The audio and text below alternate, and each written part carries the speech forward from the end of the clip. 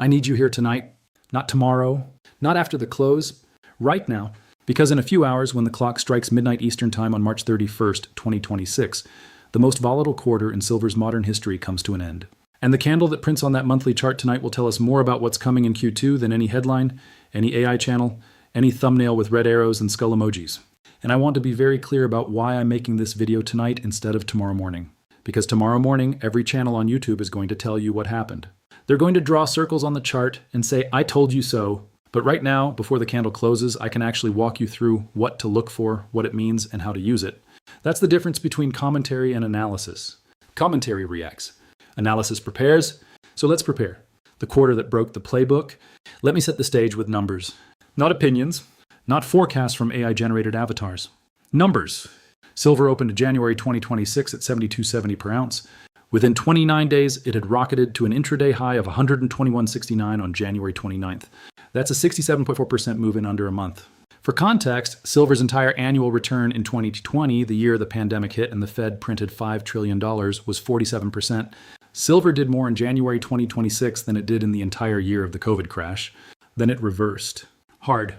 Silver sharply declined from $116.61 per ounce on January 28th to $70.90 on February 5th, barely a week later.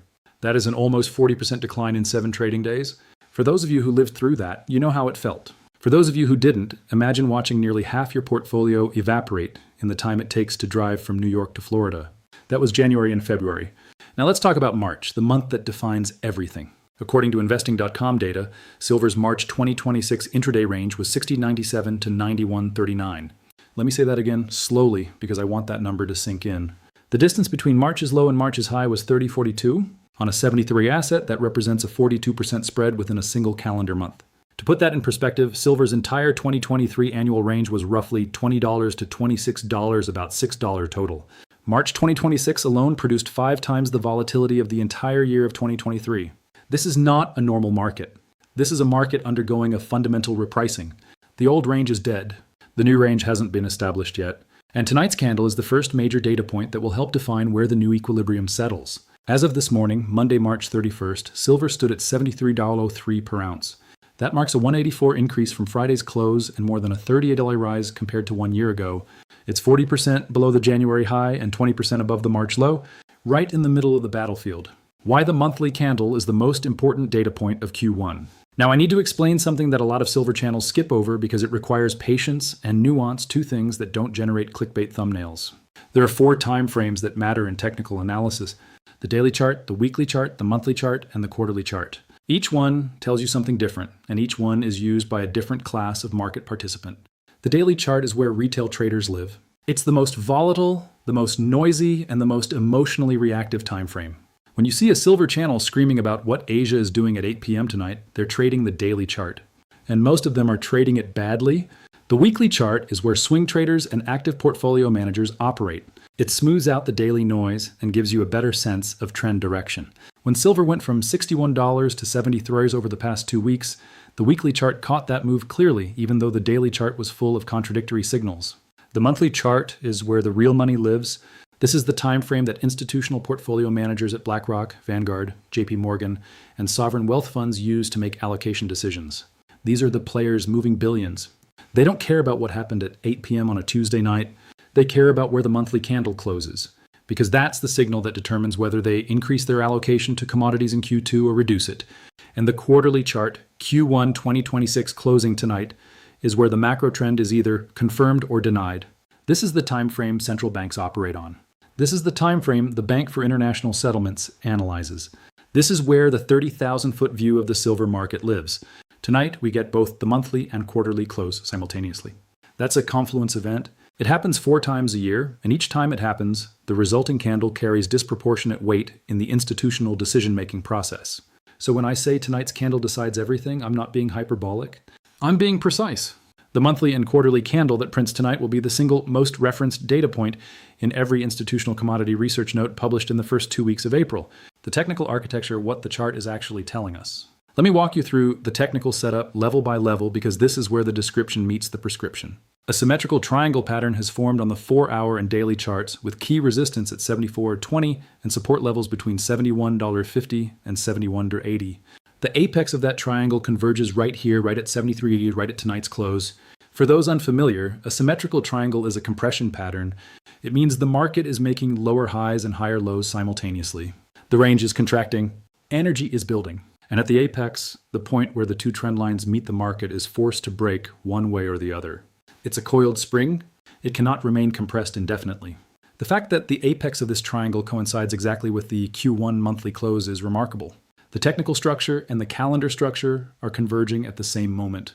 That's rare, and it dramatically increases the probability of a significant move in the first days of April. Now, let me give you the specific levels, because these are what I'll be watching at midnight. Bullish scenario. If the March candle closes above $73 and particularly above $74.20, we get a confirmed breakout from the triangle to the upside. The measured move target from a symmetrical triangle breakout is roughly equal to the widest part of the triangle, which in this case projects to approximately $78.20, which also happens to be the 200-period moving average on the 4-hour chart. Additionally, a monthly close above $73 with a long lower wick, meaning the price dipped significantly during the month. It did to $60.97, but recovered would print what technicians call a bullish hammer candle. A hammer at the end of a downtrend is one of the most reliable reversal signals in candlestick analysis. It tells you that sellers pushed hard, bears had their chance, and buyers absorbed everything they threw at the market and pushed price back up. Neutral scenario. If the March candle closes between $71.50 and $73, we get a doji or spinning top candle, a sign of indecision. The market is still compressed. The triangle hasn't resolved. This would mean April opens in limbo, and the breakout gets pushed to the first or second week of the new quarter. Not bearish, not bullish, just more waiting. Bearish scenario. If the March candle closes below $71.50, the symmetrical triangle resolves to the downside. That's a breakdown, and it projects a measured move target towards $67 to $68, which would be a retest of the March lows. Below that, the next major support is $61, the absolute March low, and if that fails, you're looking at $55 to $58, which was the pre-rally support from late 2025. I want to be very clear. I don't know which scenario is going to play out, and anyone who tells you they do know is either lying to you or is not sophisticated enough to understand that markets are probabilistic, not deterministic. What I can do, what actual analysis does, is define the levels, explain what each outcome means, and let you make informed decisions based on real data. The double bottom at 61.50 and 67.30 is the structural foundation of the bullish case. Silver tested support twice and bounced twice. That's demand. Real demand. Not hypothetical, not manufactured by a headline, real buyers placing real orders at those levels and defending them. The fundamental bedrock, year 6 of the supply deficit. Now let me shift from technicals to fundamentals, because technicals tell you where price is going in the short term, but fundamentals tell you whether the structure beneath the price is solid or hollow. Silver's fundamentals right now are, in a word, extraordinary. The silver market is expected to remain in deficit for a 6th consecutive year in 2026, with a noteworthy shortfall of 67 million ounces. Including last year's deficit, the 5-year cumulative market deficit has climbed above 800 million ounces, representing an entire year of mine production that has been consumed and never replaced. I want you to sit with that number for a moment. 800 million ounces of cumulative deficit over 5 years. Global mine production is approximately 820 million ounces per year. The market has consumed the equivalent of an entire year's mine output above and beyond what was produced. That silver is gone. It was used in solar panels, electronics, medical devices, EVs, and military applications. It is not coming back. On the supply side, total global silver output is forecast to increase by 1.5% in 2026 to 1.05 billion ounces, the highest level in a decade. Mine production is expected to edge up 1% to 820 million ounces, while recycling volumes may also rise in response to stronger pricing and continued supply chain tightness. So supply is improving. That's the honest bull's caveat. Mine production is responding slowly to higher prices. Recycling is picking up. These are headwinds to the deficit thesis, and I'm not going to pretend they don't exist. But here's the demand picture. Total global silver consumption is forecast to remain broadly flat in 2026 at approximately 1.1 billion ounces. Now, within that flat headline number, there's a really important compositional shift happening that I need to walk you through. Industrial fabrication is projected to decline by 2% to around 650 million ounces, marking a 4-year low. The primary drag is coming from the photovoltaic sector. Price pressure is expected to accelerate efforts to substitute less costly metals for silver in solar panels. This is called thrifting. When silver gets expensive enough, manufacturers find ways to use less of it per unit. That is a real demand headwind, and it would be dishonest of me not to mention it. However, physical investment demand is surging. After 3 consecutive annual declines, Western retail demand is expected to rebound strongly, with the Silver Institute projecting a 20% rise to a 3-year high of 227 million ounces. Investors are responding to silver's historic price performance and persistent macroeconomic and geopolitical uncertainty. So the demand is rotating, not disappearing. Industrial demand is softening. Investment demand is surging. And the net result is still a 67 million ounce annual deficit, with cumulative deficits now exceeding 800 million ounces. The global silver market will continue to rely on the drawdown of above-ground bullion inventories to bridge the gap. That's not my opinion. That's the Silver Institute's published data. The COMEX situation, an honest assessment. I want to address COMEX directly because this is the single most distorted data point in the entire silver YouTube ecosystem. Here's what the data actually shows. COMEX registered silver, the metal specifically earmarked for delivery against futures contracts, has declined 11.7% over the past 30 days, with approximately 10.1 million ounces withdrawn. The coverage ratio, which measures registered silver against open deliverable contracts, stands at approximately 13.4%. That's considered a stress indicator. Silver inventory on COMEX has dropped 31% since October 2025, with registered stocks now below 90 million ounces. Open interest at roughly 230 million ounces versus 88 million ounces of deliverable supply creates a paper-to-physical ratio of approximately 2.6 to 1 on registered, or 7.5 to 1 on total open interest. COMEX delivered 86.4% of its current registered inventory in just 60 days, the highest 2-month delivery rate in exchange history. That is genuinely significant. Now, here's where I part ways with the panic channels. Every night, there's a video telling you COMEX is defaulting, the vaults are empty, force majeure is imminent, and every morning, COMEX opens and functions normally. It's important to understand that COMEX inventories represent only a portion of total global silver supply. Falling registered stocks don't automatically mean physical silver is running out worldwide. It means deliverable supply at COMEX is thinner than usual. There's a difference between tight and broken. Can the situation deteriorate further? Absolutely. Should you be watching it? Yes. Am I watching it? Every single day. But I refuse to tell you the system is collapsing tonight when the data says it's under stress but functioning. Because if I cry wolf every night and the wolf never comes, you'll stop listening to me the one night the wolf actually shows up. And that night, you'll need accurate information more than ever. What the institutions are pricing in. Let me give you the institutional consensus, because this is something the AI channels never do. They never tell you what the professional money is forecasting because it doesn't fit the everything is about to explode narrative. JP Morgan, one of the largest precious metals dealers in the world, forecasts silver averaging $81 per ounce in 2026. Bank of America has a more aggressive target of $135. Citigroup maintains a $110 target for the second half if the Fed eases monetary policy. UBS expects a mid-year spike toward $100, followed by a retreat to the mid-80s by December. The range of institutional opinion, $81 to $135. Current price, $73. Every single major institutional forecast has silver higher from here. Not JP Morgan, not Bank of America, not Citi, not UBS has a year-end target below current levels. Now, does that mean silver is guaranteed to go up? Absolutely not. Institutions are wrong constantly. Goldman Sachs famously called for $200 oil in 2008, right before oil crashed from $147 to $30. Price targets are opinions, not facts. But when every major institutional desk is positioned for higher silver prices, and the current price is below all of their targets, that's contextual information you deserve to have. What I'm watching tonight? The exact checklist.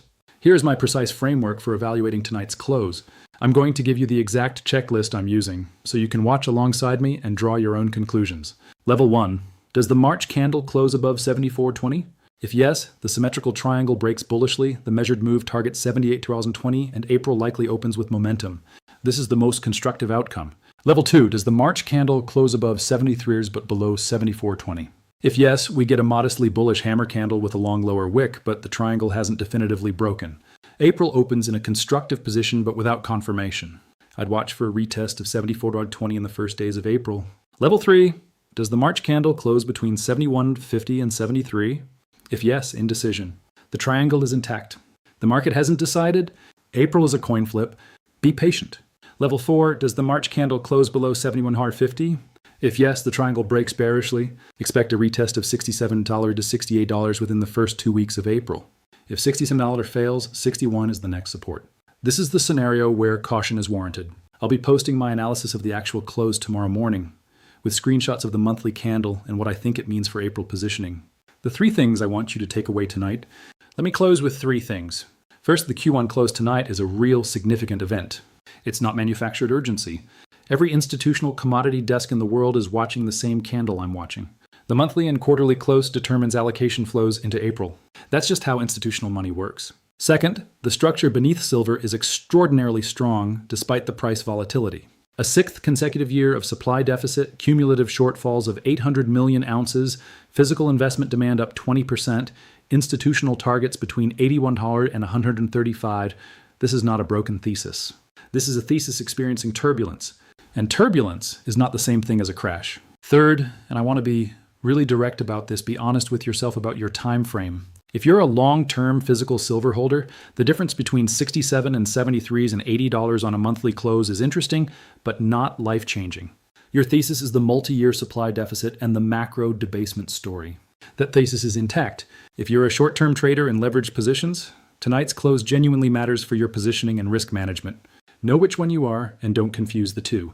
Silver has tripled in a year, which raises the likelihood of near-term volatility. Rather than attempting to time the market, investors are better served by incremental allocations within a diversified portfolio. The monthly candle closes in a few hours. I'll be watching. I'll report what actually happened, not what I wished happened, not what makes the best thumbnail, not what gets the most clicks. What actually happened, what it means, and what to do about it. I'm John A.G. Truth. Stay rational, watch the close, and I'll see you tomorrow with the results.